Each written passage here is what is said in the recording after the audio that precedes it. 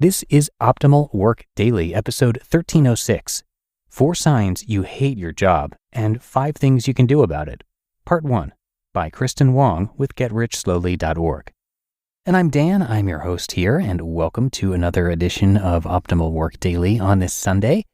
And as you heard, this is part 1 of 2, so we're going to break this post up into a couple of pieces because it's a little bit on the longer side. So I'll read the first half for you right now, and then the second half in the Monday episode tomorrow. So with that, let's get right into part 1 as we optimize your life. 4 Signs You Hate Your Job and 5 Things You Can Do About It, Part 1, by Kristin Wong with GetRichSlowly.org.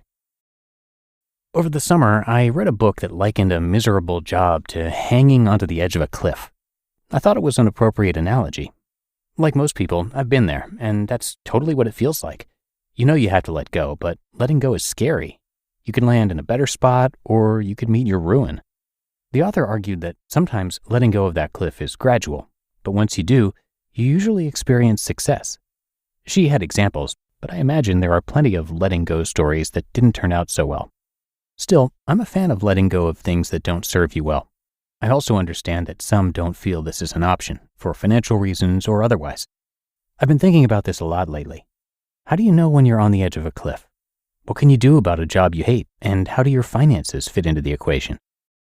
4 signs you're over your job. Number 1, you feel taken advantage of. In my experience, this is the first sign that you're mentally done with your job.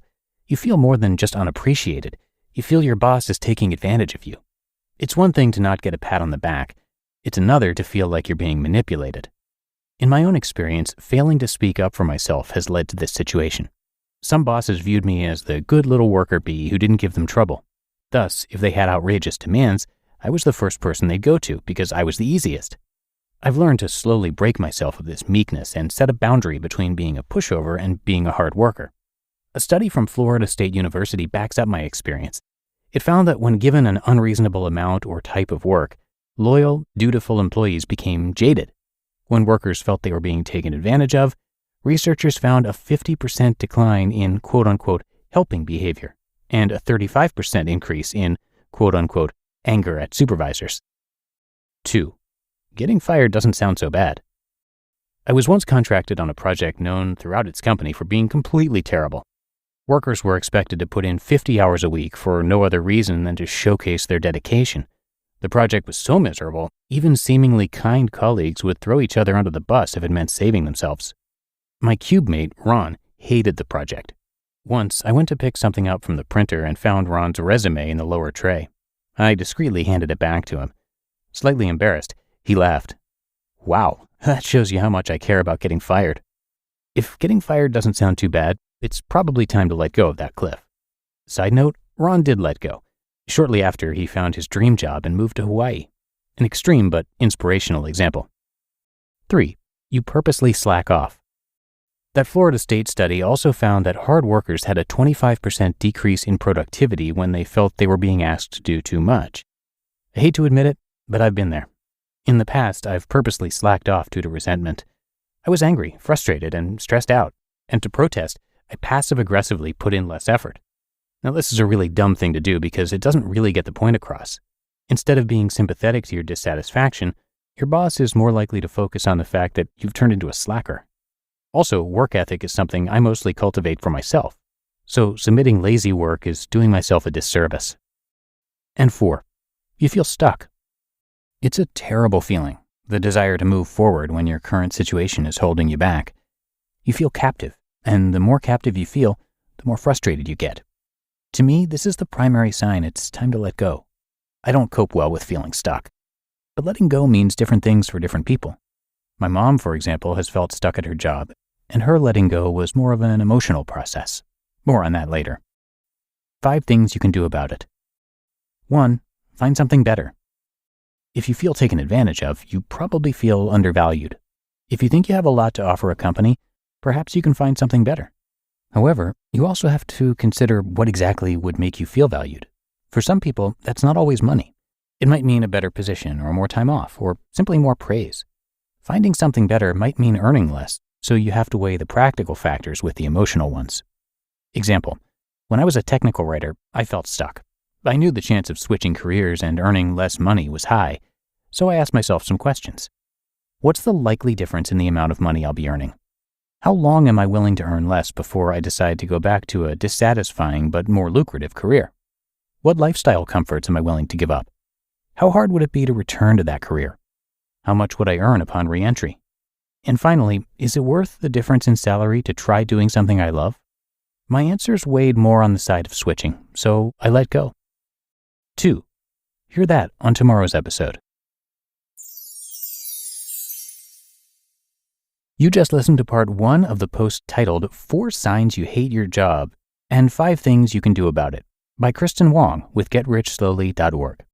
We're driven by the search for better. But when it comes to hiring, the best way to search for a candidate isn't to search at all. Don't search. Match with Indeed. Indeed is your matching and hiring platform with over 350 million global monthly visitors and a matching engine that helps you find quality candidates fast. Ditch the busy work. Use Indeed for scheduling, screening, and messaging. 93% of employers agree Indeed delivers the highest quality matches compared to other job sites. One of the things I love about Indeed is that it filters out those incompatible applicants. So when you're hiring, the process is much faster, and you only have to consider applicants that are already likely to be a great fit.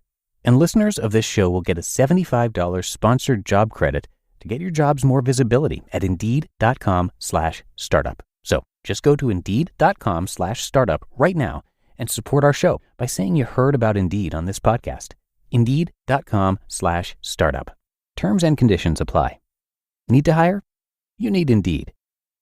You don't need me to tell you that something always comes up when you're running a small business. Take the pain out of payroll benefits and HR and put the joy back in running your business with Gusto. Gusto's payroll and HR services can make it a little easier. Gusto was designed for you, the small business owner.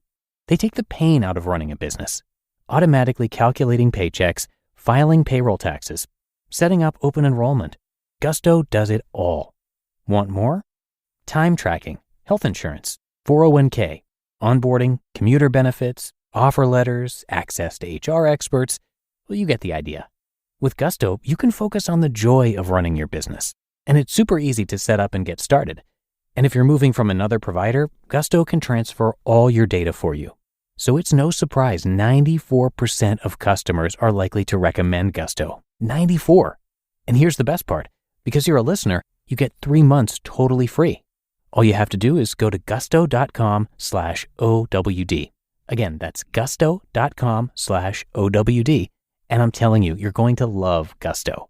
Get started today. And thank you so much to Kristin for this post, which is off to a great start so far. And of course, I'll finish it up for you tomorrow. Before that, though, let me tell you a little bit more about Kristin, whose name you may or may not know depending on how long you've been tuning into some of our other shows. Kristin Wong is a freelance writer and journalist whose work has appeared in the New York Times, Elle, Catapult, The Atlantic, New York Magazine's The Cut, Lifehacker, NBC News, and many more publications.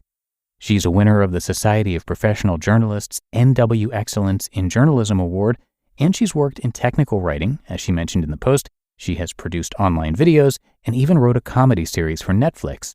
You can learn more about her at KristinWong.com. That's KristinWong. Okay, that is going to do it for this edition of OWD, but it's not the end of this post. As I mentioned, we will have the rest for you tomorrow, where your optimal life awaits.